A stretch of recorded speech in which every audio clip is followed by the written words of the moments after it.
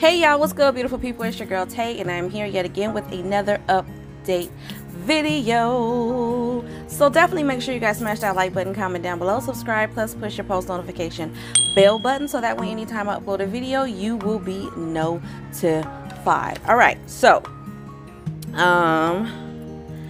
we literally gonna jump into it today. I know I always say that at the beginning of every video, but I don't end up jumping into it. But we're gonna do that right now. So the first thing, we're gonna be talking about what's going on with the Pfizer board members. Okay, so we have a Pfizer board member that seems to think that the pandemic could be over by January. Okay. It says Inglewood. I think I'm saying that right. Inglewood Cliffs. NJ, whatever, I don't know if that's the place, but Pfizer board member Dr. Scott Gottlieb told CNBC's Squawk Box on Friday that the pandemic could be over in the U.S. by the time President Joe Biden's workplace vaccine mandates take effect on January the 4th. Okay, these mandates that are going to be put in place by January the 4th really are coming on the tail end of this pandemic. Okay, who's also a former commissioner of the Food and Drug Administration. By January 4th, this pandemic may well be over, at least as it relates to the United States, after we get through this Delta wave of infection, and we'll be in a more endemic phase of the virus. Okay, y'all let me know down below what y'all think. Do y'all agree? Do you think we're almost out of it, or do you think not? His comments came in the wake of data from Pfizer that indicated that its antiviral pill, when paired with a medication for another virus that I won't mention here, slashed the potential for hospitalization or death by 89%. I'm not exactly sure if I can say it. I'm going to say it, but I'm not exactly sure. So Pfizer seemed to think that if you take their antiviral pill that is supposed to help with the virus, and then when you pair it with a medication that's supposed to work for HIV, that it slashed the potential for hospitalization or death by 89% in adults at risk for severe complications. Combining the pill with an HIV medication slowed the metabolism, allowing the antiviral pill to work longer in the body. That sounds like a concoction that y'all need to do a little bit more research on. To me, like, I don't understand. I'm not a scientist, but if it were me, I mean, because that's not something I want to hear when I go to the doctor. And again, you guys already know how I feel just based off of my experience. So let me say this again for some of you guys that are new to my channel. I don't want you guys to think that I am anti anything, because I am not. But from my own experience, that's what I'm speaking of. I'm speaking from my own experience. This is my own experience with doctors. I don't really trust doctors. And the reason why I don't trust doctors is because I've had a lot of experience in the past where I go to a doctor and I'll tell them that I'm feeling some type of way physically, obviously, that I have this symptom and that symptom and that pain and da da da, and they dismiss me without giving it a second thought. And then when the issue is recurring and it keeps coming back and I keep going back to the doctor, then that's when they want to do they want to look into it and investigate further. A lot of the time, I won't say a lot of the times, but there has been some of the times where I feel like had they got a hold of that situation earlier when I first brought it to their attention, then there may have been a better outcome. Now,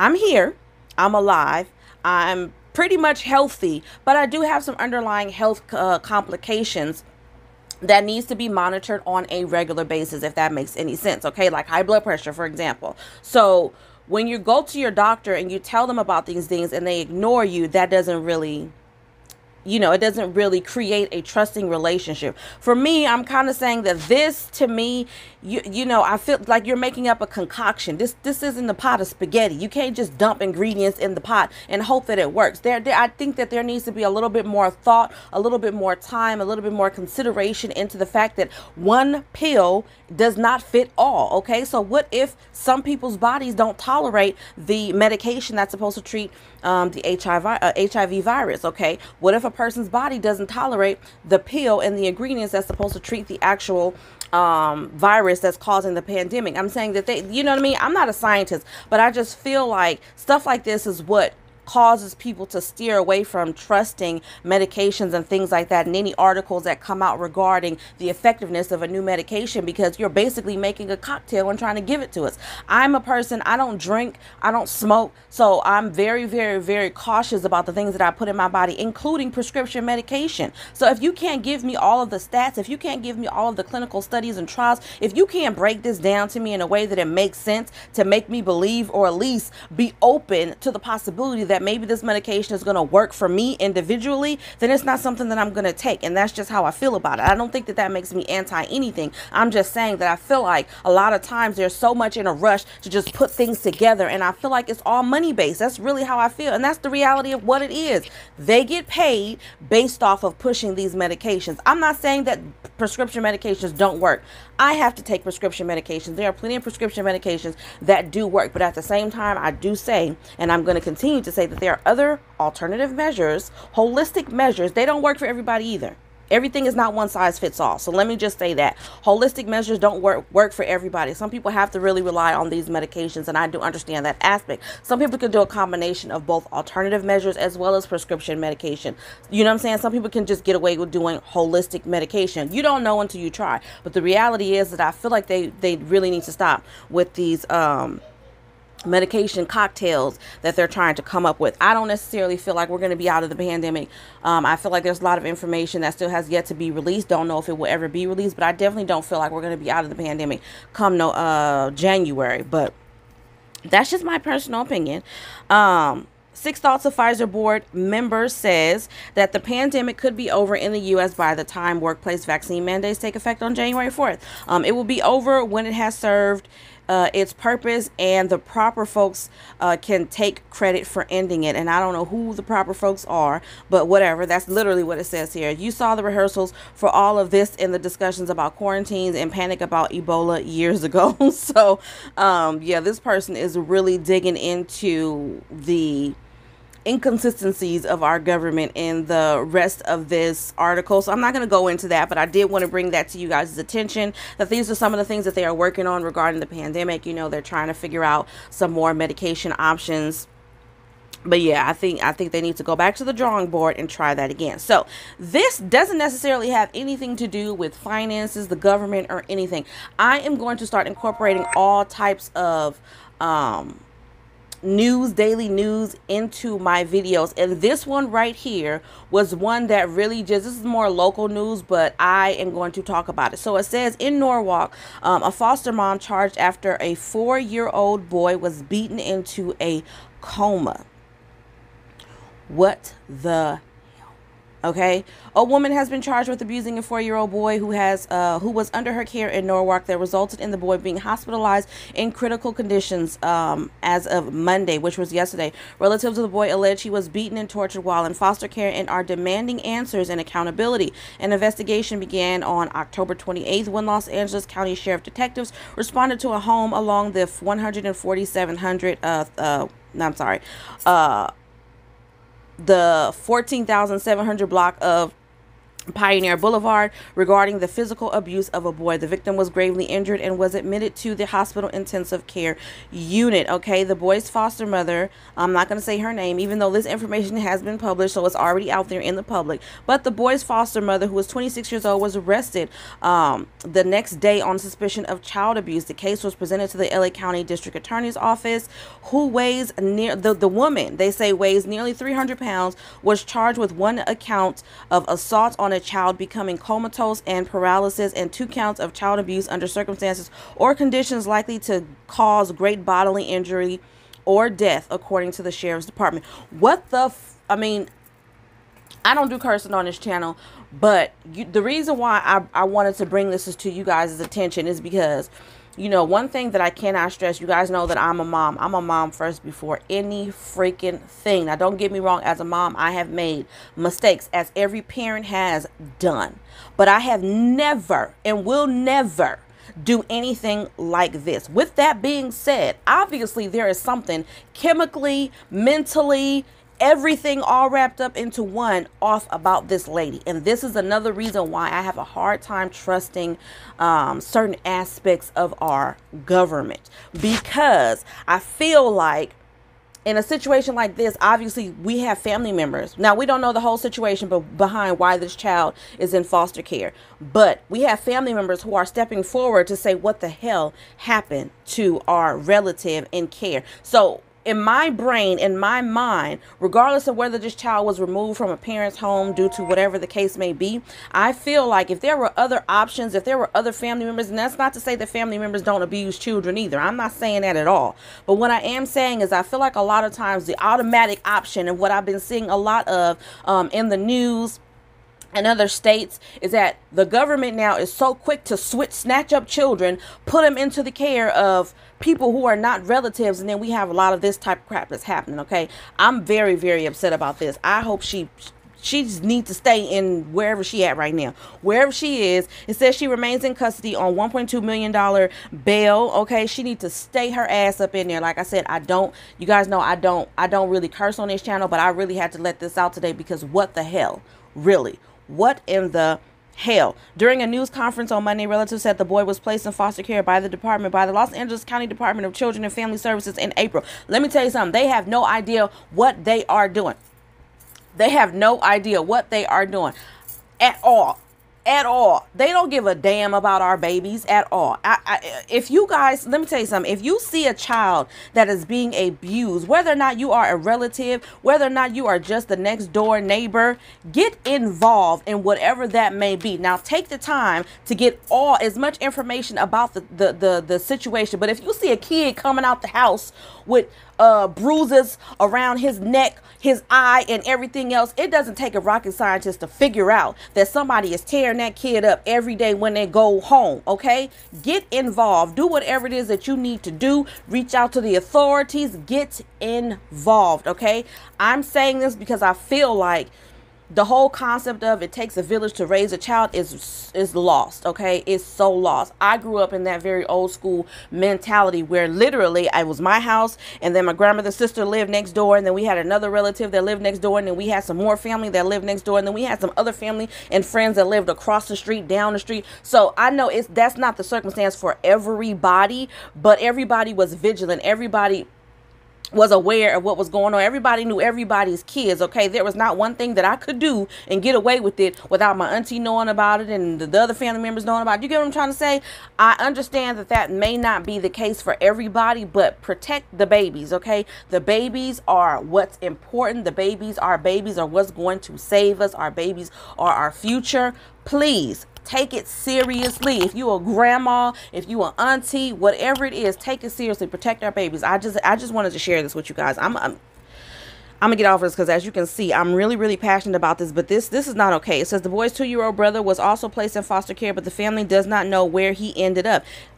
How do you put a child somewhere? And again, this is the reason why I wanted to bring this up, is because I've been seeing a lot of this again in the news where on social media we have women, we have families, and I'm just going to put it out there. It's mainly minority groups. We're going to say people of color, people of Hispanic or Latin culture, have their children taken out of their care for no reason at all. That's not always the case, but in a lot of cases, children are being taken out of their care and then being put into the system. And then when the parent or the relative or whoever tries to seek that child out, then all of a sudden everybody throw their hands up. They don't know where the kid is. How do you place a child into foster care, but there's no records, there's no documentation where you can't find this child? Nobody finds that a little bit suspicious. Protect your babies. Protect your babies. Protect the babies. Okay, protect your babies is all I'm gonna say. It says no kid deserves this in any care. I agree. I don't give a damn if it's mommy, if it's auntie, if it's cousin, if it's brother,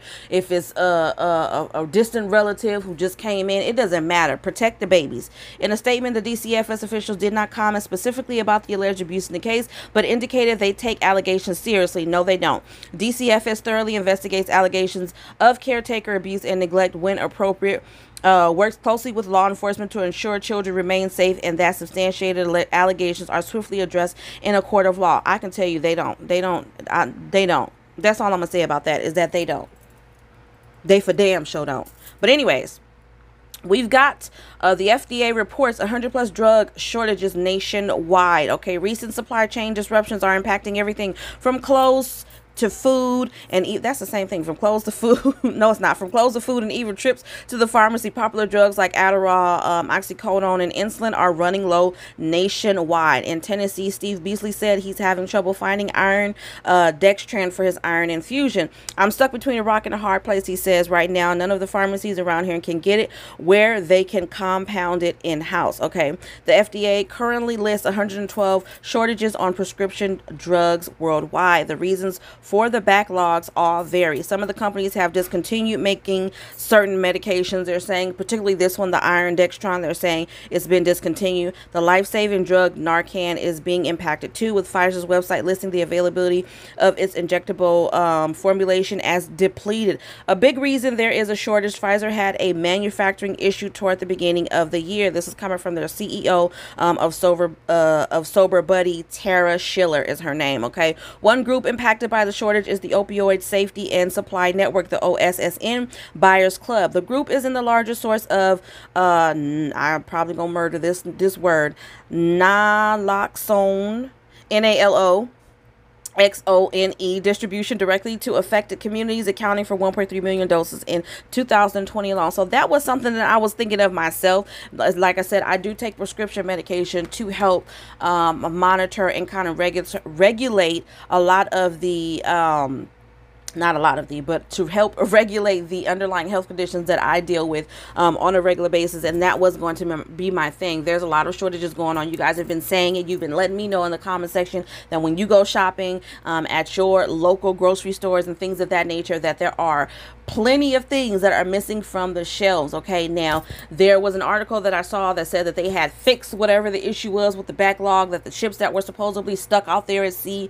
that they got that moving again. I don't know if that's true. Gas still has not gone down to its normal rate as far as I'm concerned. I don't know if this is going to be the new normal. Consider the fact that things are rising everywhere in terms of prices, but I don't know, you guys. I'm definitely a little bit concerned. I would say that just for the sake of being safe, I definitely think that anything that you guys try to do in terms of medication or treating yourself should be discussed with your primary care physician, just to be safe. I'm not a doctor. I do think that you need to have those conversations with your primary care physician, but I do think that if you take the time to research and look up things, you may be able to find some alternatives. Again, I'm not suggesting anybody do anything. Okay, I am simply saying, you know, just be prepared. You want to be prepared, because we don't know if this is going to get worse before it gets better. We don't know if there's going to be a shortage on even more medications that people need on a regular basis. And that, you know, that to me is a reason for concern. Okay, I don't know about the manufacturing of all of the supplies that they need, like for people who need I forgot what they call it, dialysis, you know what I mean? The stuff that goes into that would be a horrible experience, a horrible timing if the supplies needed for people to get dialysis treatments were running low, if that makes any sense. So just saying, be prepared. Now, this video is already as long as I want it to be, because people have been complaining. Nonetheless, I did check emergency SNAP maximum benefits for the month of November, and the only new state that I saw was New York. So I'm going to give you guys that information right now, but I am not going to go over all of the states that have been approved, because I did do that yesterday. You know I do a review pretty much every day, and I'll give you guys the new states. But because I felt like the issues that we discussed in this video today were a little bit more important, and there weren't a lot of states that have been added to that list. Hopefully there's some more tomorrow. I still don't see California. I know one woman said in the comment section that she called and that they said that California is not going to get any more emergency SNAP maximum benefits. I don't know if that's true. I have not verified that. I hope that that's not true, but I'm going to continue to monitor it. But for now, let me take a quick look at what's going on in terms of New York, because that was the only state that I saw that was new. Okay, so really quickly, I'm already here on the page. I see New York. Now, this is as of the United States Department of Agriculture. So we're going to look at the November extension, open with Drive, and it says, okay, it says a lot. So for the month of November, it says in New York City, supplements will be issued from November the 16th through the 20th, and from November the 23rd through the 25th, and November the 7th and November the 30th. Benefits will be available the next following the next day following issuance. Okay, so for example, if your benefits, if they put benefits on your card on the 16th, then most likely they'll be available on the 17th. Now, for the rest of the state, it says supplements will be issued November the 8th through November the 10th, and then November the 15th through November the 18th, with, again, benefits being available on the very next day. And that is all for New York State. I'm going to do a really quick check. I'm going to click on California for October, because sometimes it updates in the previous month.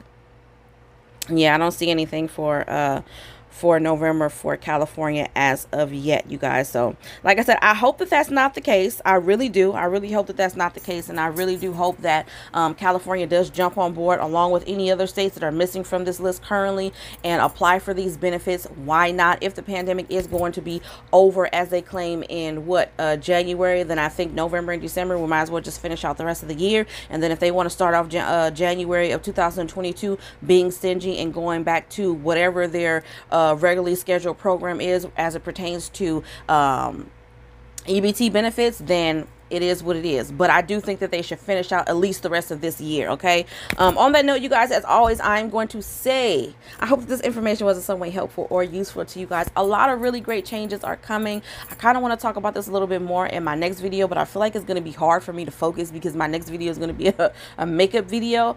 But really quickly, you guys, for those of you who actually made it to the end of the video, I'm going to tell you guys here, I'm probably going to do a post, like a little survey today at some point on the channel, just to kind of see where you guys are and how you guys are feeling about it. But I've been kind of scrambling around with some ideas and thoughts about my channel and where I want to go. Realistically, you guys know, again, I'm a mom before anything else, and because of my very unique situation and circumstance regarding my children, I have to plan everything, including the way that I make a living, around my children. Okay, now I can go out there and get a job working at Target, Walmart, or whatever, but who's going to watch my babies? I have 2 children that are here with me right now, one that is not of school age, and I couldn't afford childcare even if I wanted to send him. I have another one that also has underlying health conditions, so for that reason I decided to keep her home and do independent study. So I can't go to work and leave my kids here at home all day by themselves. Okay, so I figured, why not throw everything that I have, because I'm pretty much dedicated to my YouTube community. You guys know I really truly love absolutely providing this. You know, a lot of you guys have said you like the way that I talk. You like the fact that I give my opinion. I think I give you the best of both worlds. You know what I mean? I'm down to earth with you guys. I'm very relatable. So I'm able to give you guys a little bit of my opinion as a person who, like I said, am going through the struggle with you, at the same time being diligent enough to go and research and provide you with information regarding what's going on in the wonderful United States of America. So I was thinking that I would keep this channel the way that it is, you know, continue up with my daily news updates and everything that's going on in the world, and then I would create a 100% separate channel to do my beauty content, more lifestyle things, and as well more vlogs with my family and my children. Okay, so that's what I was thinking about doing. If you guys were able to watch this video all the way to the end and you don't have a problem with this video being 24 minutes long, because I'm tired of getting slack from you guys talking to me like as if I've been sitting here talking to you guys for literally 45 minutes to an hour, when that's never what it is. But